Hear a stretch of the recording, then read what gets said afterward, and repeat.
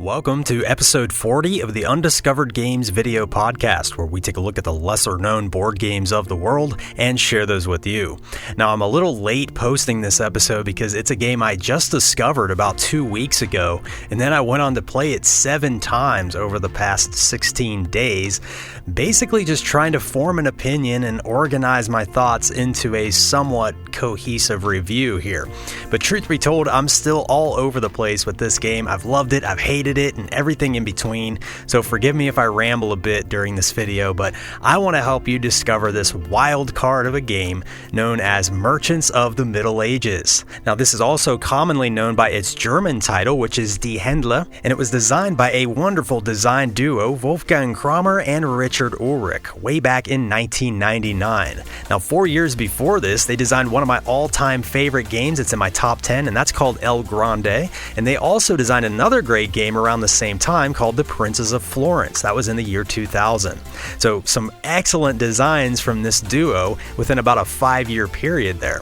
Merchants of the Middle Ages is a very cutthroat, in-your-face economic game. It uses this simple pick up and deliver idea as its core mechanism, but then it has some nasty negotiation and auctions hiding just under the surface.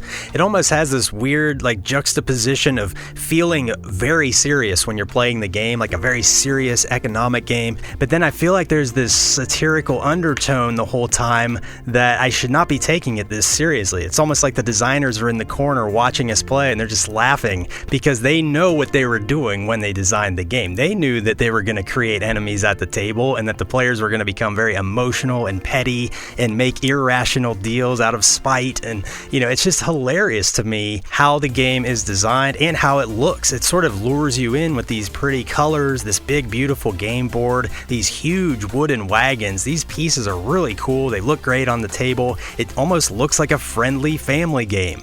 But then when you play the game, you're like, whoa, I did not see that coming. So just be warned, it's going to upset certain players. But if you like interactive games, this is like peak player interaction here. And even for me, someone who loves interactive board games, there were times during this game where I wished that I could just focus on my own thing for like 2 seconds. Just give me a chance here to breathe for a minute.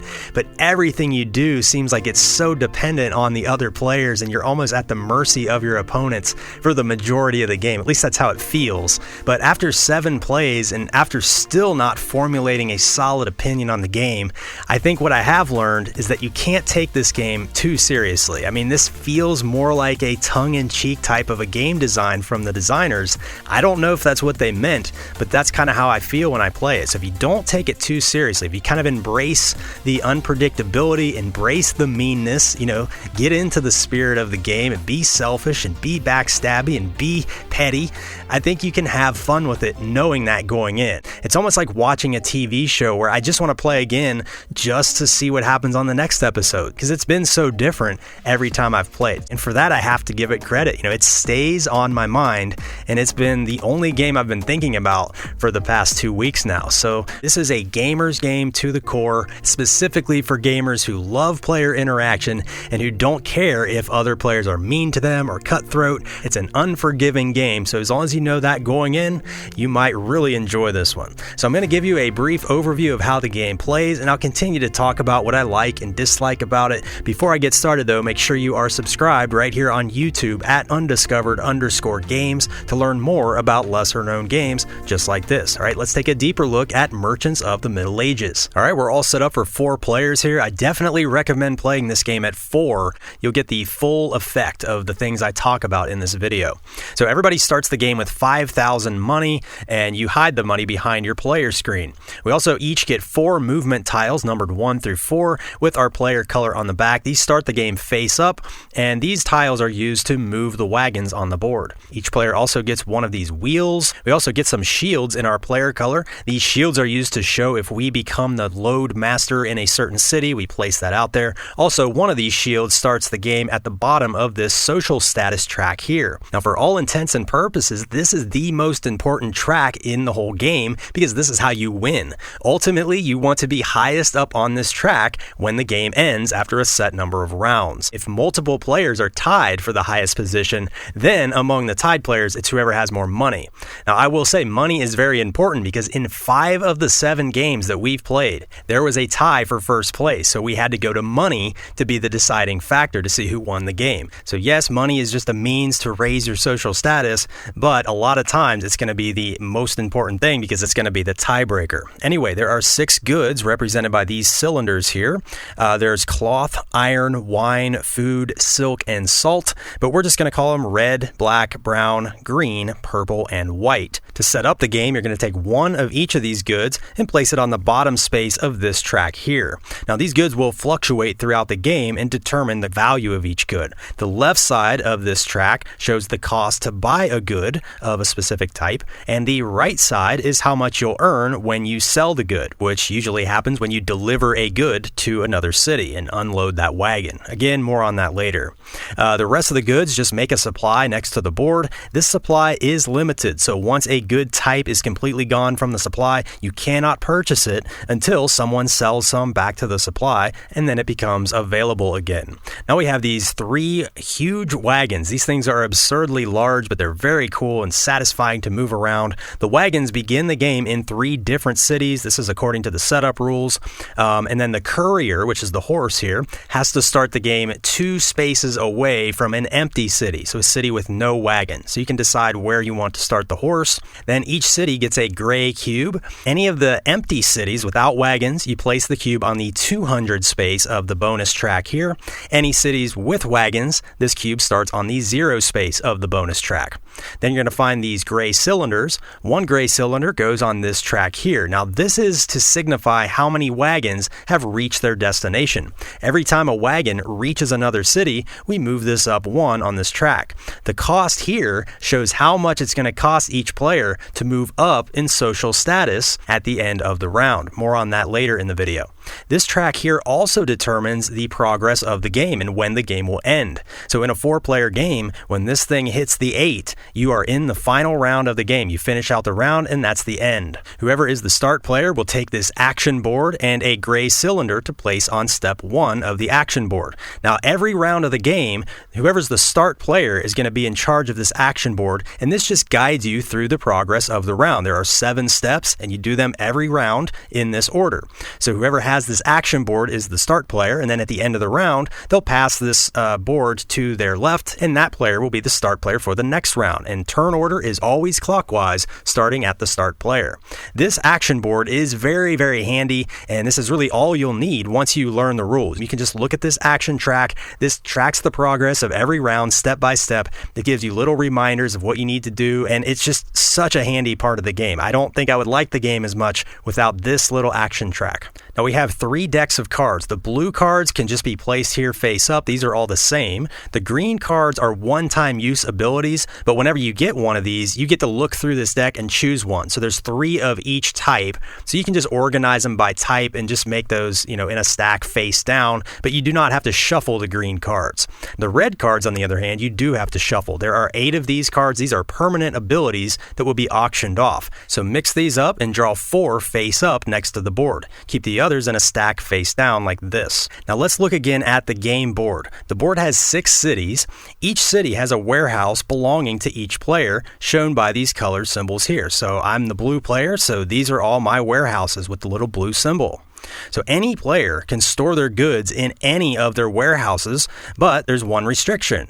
You'll notice each city can only produce 3 types of goods, and those are shown here. For example, Paris can only hold brown, white, or green goods, whereas Hamburg can only hold black, purple, or red goods, and so on. So every city has 3 goods that you can house there. Now there's no limit inside each warehouse, so my warehouse here in Hamburg, I could have as many red, purple, or black goods as I wanted to. I just can't store any of the other colors here. Now you'll notice these pathways connecting all the cities. These are the pathways that the wagons will travel along, and the dots are single spaces of movement. So if I have 3 movement points, I can move 3 dots in one direction. More on that in a moment.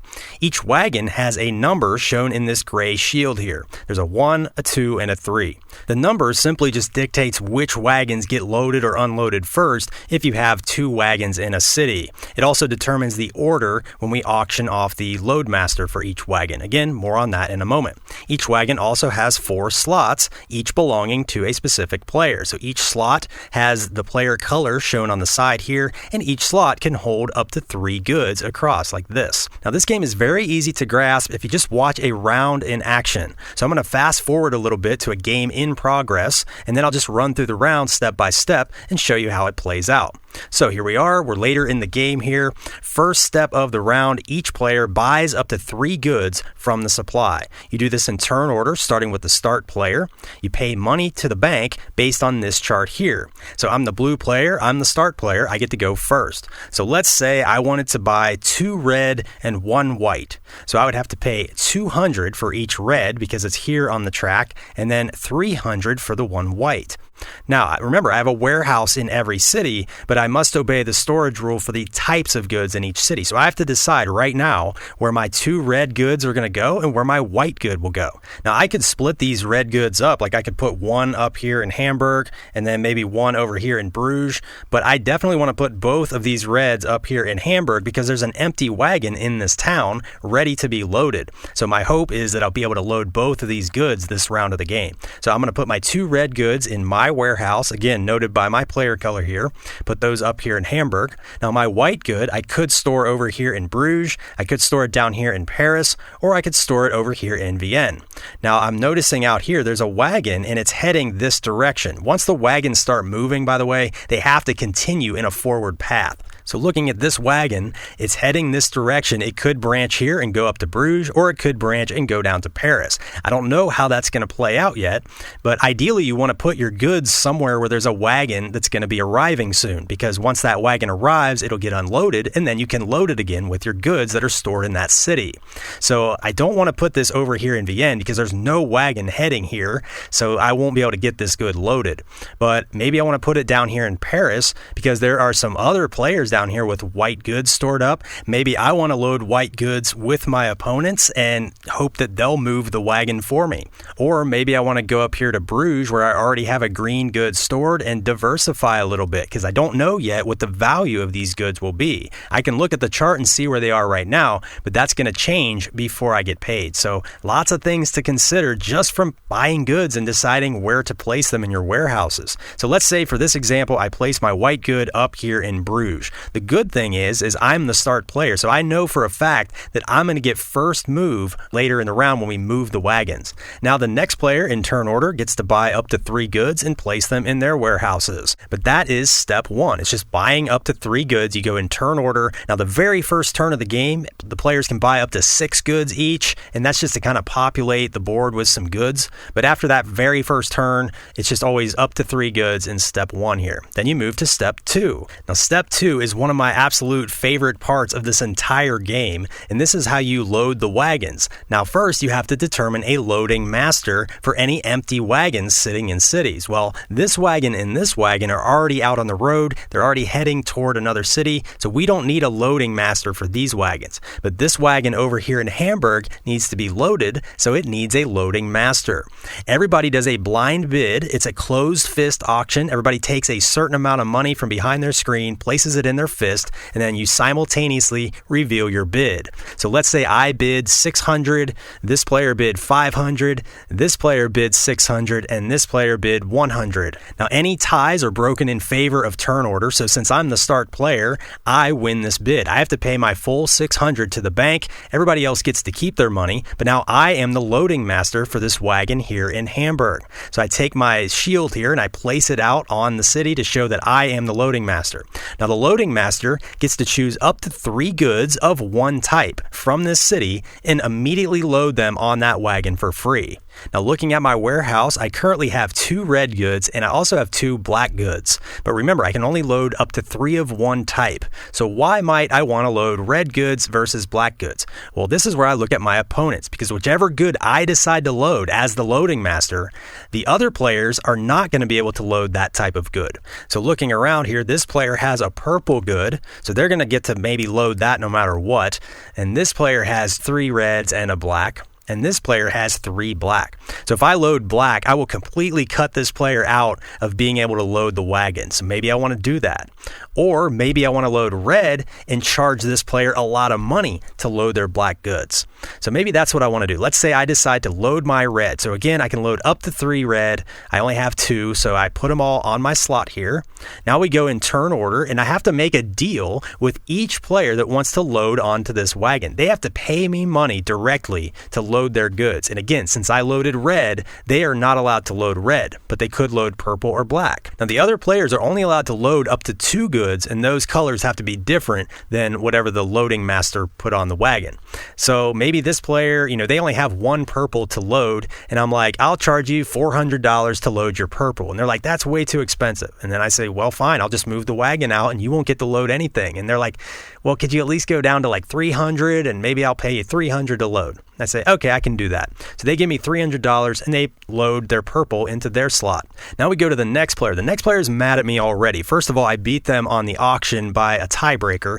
And second of all, I cut them out of red because I chose red as the loading master. So they can only load their 1 black good right now. Now this game can be irrational too, because even though I only charge this player $300, maybe I want to charge this player $600 to load the black good, knowing that they're kind of desperate to get something loaded on the wagon. But they're upset about me, beating them in the auction and cutting them out of red. So maybe they're like, no, I don't want to pay you any money to load onto this wagon. I'm just not going to load it. And then I say, fine, I'll just move it out of the city and you won't get paid for these. And they're like, I got to load something. So we come to an agreement and maybe I get $400 out of them or something. So they pay me $400 and they load their 1 good onto my wagon.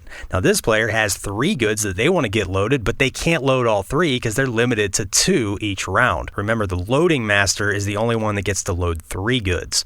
So this player is like, well, you charge that player $400 to load 1. So how about I load both of mine for $600? And I say, no way, this wagon is filling up quick and we got to get these goods delivered to the other city. So I'm just going to move this wagon out unless you pay me $1,000 to load both goods. And they're like, I can't even pay that much. I don't have enough money. And I'm like, well, 1 good for $600 or both goods for $800. That's my final offer. And they're like, I can only load 1 because I don't have enough money. So they pay me $600. They load their 1 good, and then we move on to step 3. And this is where you get to move the wagons. So in turn order, starting with the start player, each player chooses 1 movement tile that they have available. So right now, I've already used my 2 and my 3 tile. So I only have a 1 and a 4 available. So I get to move exactly 1 wagon, exactly this many spaces. So if I choose the 4, I could go ahead and move this wagon 1, 2, 3, 4 and deliver it up here to Bruges. Now this is just going to sit here for now. We'll unload it later in the round. And you can't forget, every time a wagon hits a city, you have to move this track up 1. Once again, once this hits the 8 spot, that will be the final round of the game. And this also dictates how much money we have to pay at the end of the round to move up on the social status. We'll get to that later. Now the next player in turn order gets to move 1 wagon. They have a 1 and a 3 tile left. Let's say they want to move this wagon. Now they could move this wagon out, but once this is out, they're not going to be able to load any more goods on it. So instead, they're going to move this wagon. Now they could move this 1 space, or they could move it 3 spaces, and they want to move it 3, and I'll show you why. 1, 2, 3, they are now guaranteeing that this wagon will eventually be delivered down here to Geneva. Now they don't know exactly when it will hit the city yet, but they've chosen the branch, and again, once a wagon chooses a path, it's locked in, it can't turn around. So they really wanted to get these purple goods delivered down here to Geneva, and the reason being, well, I'm going to get ahead of myself a little bit, but I got to explain this so you understand.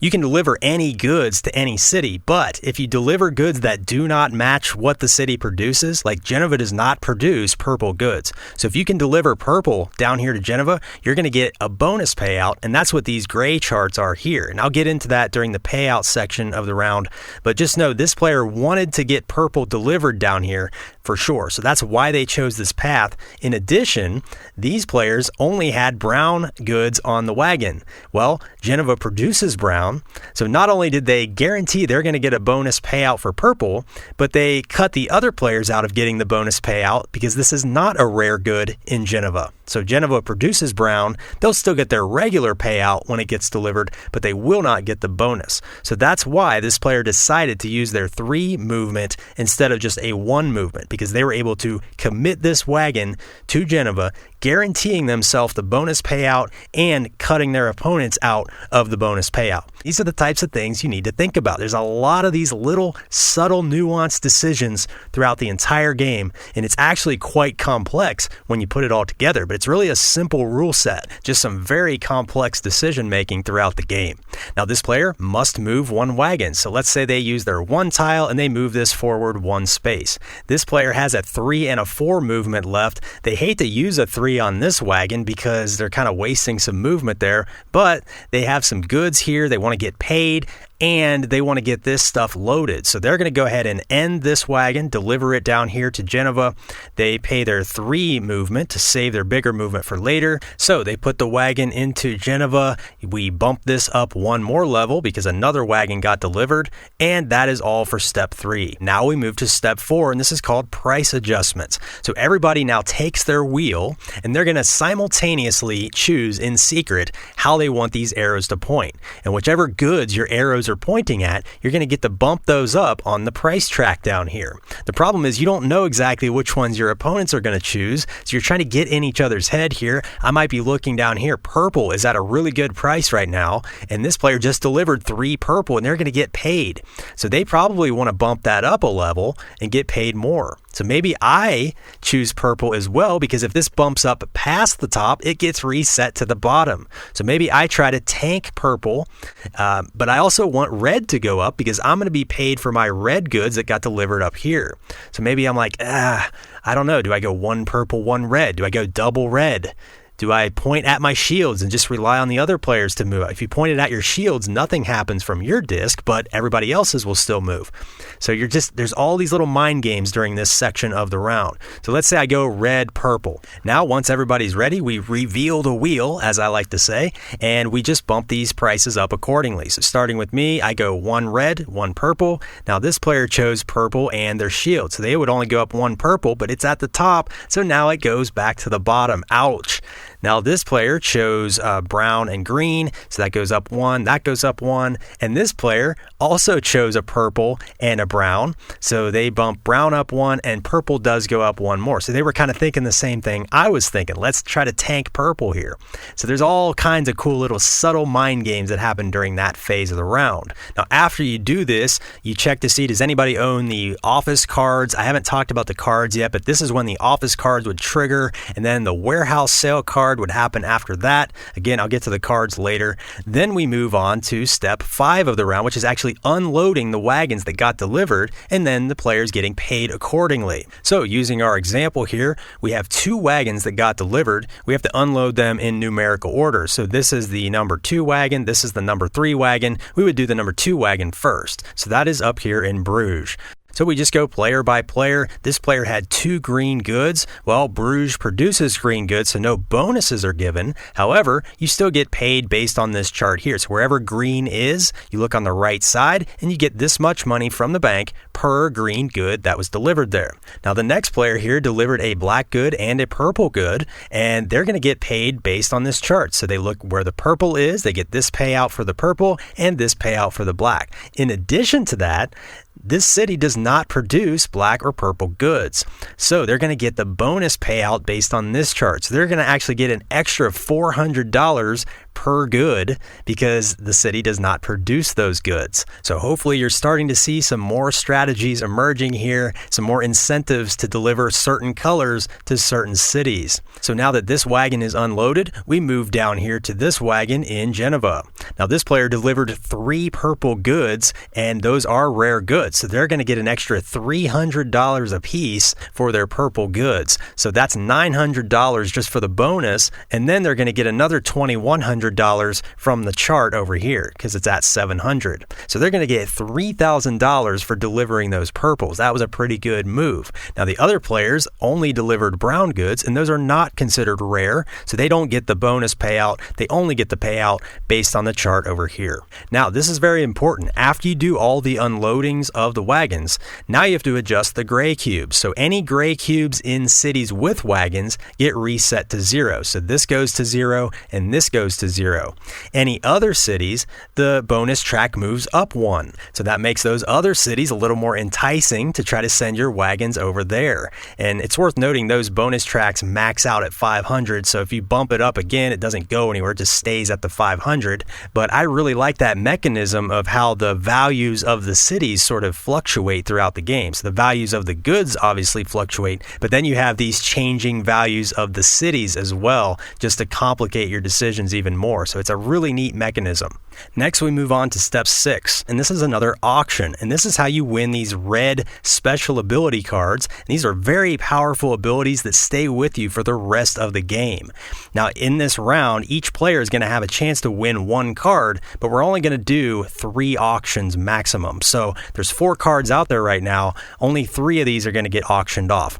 The way it works is the start player chooses a card and a starting bid. So let's say I want to auction off this warehouse sales card, and I say I'm going to start the bidding at 200. Next player says I'll go 400. Next player says I'll go 500. This player says I'm out. I say 600. This player passes. This player says 700. I say I pass. This player gets it for 700. They pay their full bid to the bank and take the card. Everybody else keeps all their money that they bid with, and this player cannot participate in any other auctions this round. So then it goes back to the start player, and I say, okay, I'm going to auction off this Courier card here. And then I say, let's start the bidding at 100. And then we just do a round robin auction again with just these 3 players. So let's say I won the next auction. Then we go to the next player in turn order. They would start the final auction of the round, and it's just between those 2 players. And one of them will win a card, and that's the end of step 6. Then we move on to step 7. This is your social status. And remember, this is the most important part of the game because whoever ends the game highest on this track is the winner. So the first thing we each have to do is pay our upkeep cost to maintain our social status. And that's where you look at where you are on the chart, and you have to pay this cost on the left. If you cannot pay that cost, you have to move down on the track until you can pay a cost. So if I only had like $300, I cannot pay the upkeep cost of $400 to stay where I am, so I would have to bump down and go here and pay the $200. So every player goes and pays their upkeep or moves down until they can pay, and any player who did move down on the track is eligible for a loan, and that's what these blue cards are here. You basically take a blue card, you get $2,000 from the bank, and then you have to pay it back at $2,500. So you can choose to pay that back at any time during the game. The only thing is you can't ever move up on this social status track if you have unpaid loans. So you have to pay that back before you can ever move up on this track.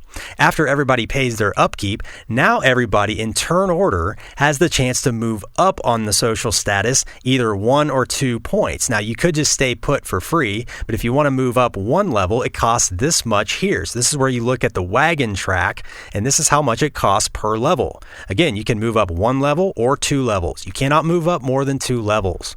So I had to take out a loan. I can't move up at all. But the next player, they can pay $1,200 to move up 1, or they can pay $2,400 to move up 2. They pay $1,200, they move up 1. The next player pays $2,400 to move up 2. And the final player can only pay $1,200 to move up 1. And that's the social status. That's the end of the round. Then we just reset the round and we do it all over again. So you pass the action board here to the next player in clockwise order. They become the start player for the next round of the game. And then you just go through these steps in the same order. You start out by buying your goods, placing them in the warehouses, and then you proceed. Now, eventually you're going to run out of red cards. So once those red cards are all gone, you just skip step 6, which is auctioning those off, which, shortens the round a little bit. But basically you just keep doing this until this wagon marker hits the 8 spot in a 4-player game. And that will mean you are in the final round. So you just finish out the round. At the end of that round, whichever player is highest on the social status track is the winner. If there are multiple players tied for first place on that track, then between the tied players, it goes to whoever whoever has the most money. Now that's basically how you play the game, but I did not talk about the Courier, this horse guy. What is the horse doing on the board, and why would you want to interact with him? Well, anytime you can move a wagon in such a way that it ends its movement on the same space as the horse, you get to immediately draw a green card from this bonus deck here, and you get to choose which card you get. So you look through the deck and pick one. There are 3 copies of each of these cards. I'm not going to go over what each card does. You can pause the video on this page here. It kind of summarizes them all. But these are very powerful one-time use abilities. You can decide at which moment you want to play these cards, but they do various things like cheaper social status upkeep or free loading of goods, or the broken axle is funny. You can force a wagon not to move, which can be very brutal. So really fun cards in there, and definitely worth planning your movement around to land on the Courier. Now the Courier can only move if you get one of the red special ability cards. So let's kind of talk about a few of those. We have the 2 Courier cards here. This is the only way you're allowed to move the Courier in the game, is if you get one of these cards. We have the Office and the Large Office. I love these cards, but they are very powerful. These are going to let you adjust the price of one good by 1 step up or down after everybody does their wheel thing, and we shake out the prices, and then whoever has the Large Office or the Office or both gets to adjust the goods. You get to move them up 1 or down 1. The only difference is the Large Office lets you cycle around. So if you have a good at the bottom, you could go down and bring it all the way to the top, or if you had a good at the top, you could tank it all the way to the bottom. Whereas the regular Office only lets you stay within the confines of this chart. You can't cycle, so you could just move a good up or down. So Office, Large Office, very powerful. We have the Warehouse Sales card, which lets you basically sell goods directly from your warehouse without loading them on the wagon. The only difference is you only get paid on the goods cost at the current time that you sell it. You don't get the right side of the chart, you get the left side of the chart. So you might make a couple bucks on that, but more likely that's used to just get some quick money, or if you have some goods trapped in a city that you can't get loaded, you can just sell them off and get a little money for them. So that's a nice card that gives you some flexibility. There are movement cards, these driver cards, which add extra movement when you move wagons, and you can apply these to a different wagon than you move, and it's just a lot more flexibility in the movement stage of the round as well. Finally, we have this reduced cost card. This one is awesome, by the way. If you have this card, then for the rest of the game, when you go to buy goods in step 1 of the round, you can pay only $100 total to buy up to 3 of any good. So it doesn't matter what they cost up here, you're just paying $100 to the bank and you can get up to 3 goods. That's not $100 each, that's $100 total. Don't overlook the power of these red cards in this game. Definitely invest in these, bid in those auctions, and over the course of a couple rounds, you can get a few of these red cards built up, and suddenly you have a huge leg up on your opponents. You have a lot more flexibility, maybe in the movement of wagons, or maybe in the buying of goods and things like that. So you can really use these to get a leg up. Don't overlook the cards in this game. They really make the game fun, but at the same time, they do add a lot more downtime and analysis paralysis, because that just complicates your decisions even more. A lot of players get stuck, like how they want to use those driver cards to add extra movement to wagons, or maybe where they want to move the Courier, or which green card they want to choose. You get to choose any one you want, and there's a bunch in there to look through. So it can be a very slow moving game. There's times when you just feel like you're trudging through every step of the round, and this is definitely prone to analysis paralysis. So if you have a lot of players that suffer from AP, this might not be a game for you, because there's so much to consider in each step. Even though it is laid out nicely on this action sheet here, it's just kind of a lot to keep track of, and it does just drag the pace down. I don't find this game elegant. I don't find it snappy or smooth. It's very clunky, and that's my biggest complaint with it. Now, that being said, I really like the design, and I love the decisions, and there's just a very deep decision space here for how simple and straightforward the game is. And not only that, but this game makes me laugh. I just find the design to be funny. I remember one round where we just played a couple days ago, I didn't have any goods in the city that I could load, but I bid really high to be the loading master. So I was forcing the other players to pay me, even though I didn't have any goods there to load. And I charged an outrageous fee to the first opponent to load their goods, but the second opponent had the warehouse sale card, and he didn't have as much incentive to load his goods onto the wagon because he could just sell them directly at the warehouse sale. Now, he wouldn't be paid as much, but by the time he paid my fee, he might as well just sold his goods at the warehouse sale. So I knew he didn't have much incentive to load them. He didn't want to make a deal with me, but I had a large office card. I warned him that I would tank his price if I could, so I was just trying to convince him to load the goods on my wagon. I ended up giving him a very cheap deal, like way less than I charged my opponent, and then my opponent was upset with me, so that was hilarious. But then I had the broken axle card, so he put the goods on the wagon, and then I played the broken axle card during the movement, which forced that wagon to stay put for the entire round. So now he couldn't use his warehouse sale to sell those goods because they were trapped on my wagon, and I didn't even have any goods on that wagon, so I had zero incentive to move it.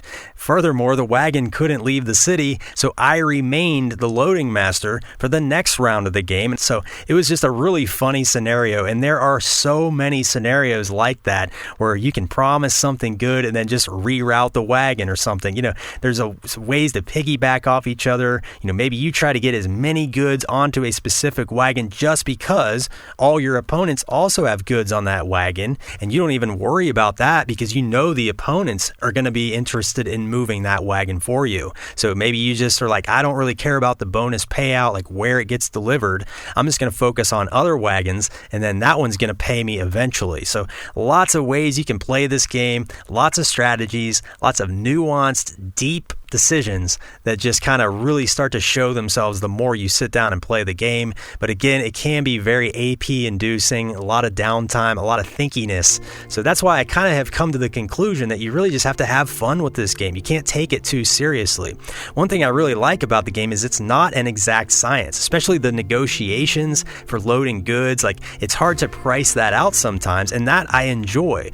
Now, one of my favorite negotiation games ever is called Chinatown, but one complaint that players have with that game is that you can easily price out the negotiations. You can say, if I give you this building, it's going to pay you this much for the rest of the game. And then some players are like, why would I negotiate that when I know the clear value?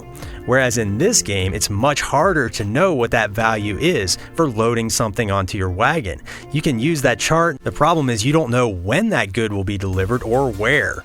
Plus, the marketplace is always shifting. You have to consider how long your goods might be trapped on a wagon. You have to consider, that anyone could move your wagon to an unfavorable city, so you don't get that bonus payout. So you just have to know which type of negotiation game you like. Personally, I kind of enjoyed the ambiguity of not knowing the exact science behind this. Now, I still think I like Chinatown better as a game, but I'm just saying it was kind of fun to see that unpredictability play out over the course of the game.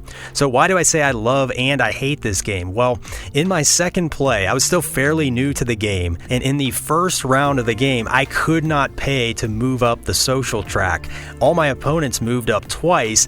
I couldn't pay to move up at all, and I didn't qualify for a loan because the rules say you can only get a loan if you move down on that track. I couldn't move down. I was at the very bottom. Well, that track just gets progressively more expensive as more wagons get delivered. So if you cannot advance your full 2 spaces in that first round of the game, or at least 1 space, but definitely try to get the full 2, then you're going to be like playing catch up the rest of the game. That's how I felt in that game. It was just brutal. I mean, absolutely punishing, and I just could not do anything to get money. So on top of that, my wife was sitting directly after me in turn order. I did end up getting an office card later in the game, but then she got the large office card, the one that lets her cycle the values around. So she had the chance almost every round to react to my office card. So basically she would just undo what I did because she was always after me in turn order, except for when she was start player, obviously. But every other round she went right after me. So she would just undo what I did with the office card. But it was funny. I still was able to laugh at it. I'm just saying it was very frustrating. So I don't know. It was that game was pretty punishing. I rated that play like a 4 out of 10 because I just was ready to quit and I was ready to be done with the game after that. But luckily I gave it another chance and my next play was really fun because I knew not to get behind early. So once I figured that out, then the next play was very enjoyable. So maybe you just have to reiterate that kind of stuff to a new player. I do think this is a game where experienced players will wipe the floor with a new player because it's just impossible to teach all this stuff. You really have to just experience the game once, and then when you go into it again, in my case, I had to experience the game twice before I learned the hard way about getting behind early. So this has been kind of a hit and miss game so far. Another thing that we don't particularly enjoy as a game group is this game is definitely going to upset some people. Now, in my regular game group, we do play some mean games, so this is not something new, but this game was almost over the top mean at times, and 2 of the 4 players just absolutely hate this game. So 2 of us kind of like it, 2 of us hate it. Other than that second play for me, where I was ready to burn this game, after that game, it kind of grew on me again, and right now I'm sitting right around maybe a 7.5 out of 10, maybe an 8 out of 10 on a good day, but there's a lot of downtime, there's a lot of AP, and the game just drags. That's probably my biggest complaint. So, highly group dependent game. You need to play with seasoned gamers who will not get their feelings hurt, players who love a ton of player interaction, but even me, I love player interaction, and sometimes I wish this had a little more balance of just being able to do my own thing just for a little bit of the game. You know, it definitely excels in player interaction, but so much so where you almost can never pursue your own goals. You feel like you're totally at the mercy of the other players. So in conclusion, I would say this is a wacky game. That's the word I think of when I play this. It's over the top. It almost feels like a caricature of old school German board games. You know, everything just seems exaggerated to me. Even the size of the components and the big board, you know, seems a little over the top. So I just feel like it's kind of a funny game from a game design point of view. It's definitely unique. It can be very swingy and unpredictable, but because it's so unique, I'm going to keep it in my collection, and I would like to revisit it from time to time. I don't know if I can convince my game group to play it anymore because we played it so much just so I could get this video made, but I do really think that it's worth a try. Another thing, finally, before I sign off here, I love the little wheel adjustment part of the game. That felt like a little Easter egg or a little tribute to fans of El Grande, you know, with the wheel where you select where the cubes and the tower get to go, and it adds a little unpredictability to the game. I really like that, and it's so much fun to get in each other's head during that part of the game. I remember one round, almost every player went all in on purple, and it just ended up right back where it was, and it was so funny. Again, the game makes me laugh, so for that, I give it a lot of points. So, favorite parts are the loading master, so much power there, so much fun to blind bid on that part, and then you just get on this big power trip like, I'm the loading master, you gotta pay me whatever I say, you know, very fun there. Kind of reminds me a little bit of the master builder in Castles of Mad King Ludwig, where you get to set the prices and then everybody pays you, but this game is a lot meaner than that. I'm just saying that kind of reminded me of that a little bit. Another favorite part, the wheel selection. I'm not quite sold on the winning condition with that social status. It seems a little detached from the game. The game is all about making money, and I almost just wish your money was all that mattered. And in most of the games we played, money was all that mattered because it was the tiebreaker. So now you do have to kind of, you know, pace yourself with that social status. It kind of reminds me of Age of Steam a little bit, how you kind of have to pace yourself with your money throughout the entire game. Definitely would compare this a little bit to Age of Steam, but this game does not feel like any other game I've ever played. But if you like auctions, if you like negotiations, if you like games where you can strategically stab each other in the back, definitely check out Merchants of the Middle Ages. Have you ever played this one? Have you ever had a similar experience in gaming where a game is just all over the place for you? Let me know in the comments below if this looks like a game you want to try, or if you've had similar experiences like this. I really love reading your comments and interacting with all of you. Make sure you're subscribed right here on YouTube at undiscovered_games, and make sure all your board gaming friends are subscribed as well. That's the best way to help my channel, is to help my subscribers go up. As long as my subscribers keep climbing, going, I'm going to keep putting out content on a regular basis. It's a great motivator for me to do this. I just do this in my free time. I love finding these lesser known games and sharing them with all of you. If you want to help the channel any further, there is a digital tip jar in the description below. It's just a PayPal link. You can donate any amount you like to help the channel, and that's not expected. I don't expect that whatsoever, but I do appreciate all of you who have donated. And if you want to follow me over on Instagram, I'm at undiscovered_games on the IG. I post a lot of written reviews and cool pictures and unboxing reels. I talk about a lot of games that don't make it to my YouTube channel. We play a ton of games on a regular basis, and only a select few I feel like, make really good YouTube videos, so I pick and choose the ones I bring here. But I do feature some other games over on Instagram, so check that out. And we are officially only 10 episodes away from episode 50, and I'm going to announce right now that episode 50 is going to be my top 50 games of all time. That's going to be kind of a context episode where you can get an idea of the types of games I really enjoy. So I'm going to do my top 50. I'm going to do a brief review of each one. That's going to be an epic episode, so we can look forward to that one. And I got some other great videos in the works. So until next time, I am your undiscovered host saying thanks for watching, and we'll see you on the next one.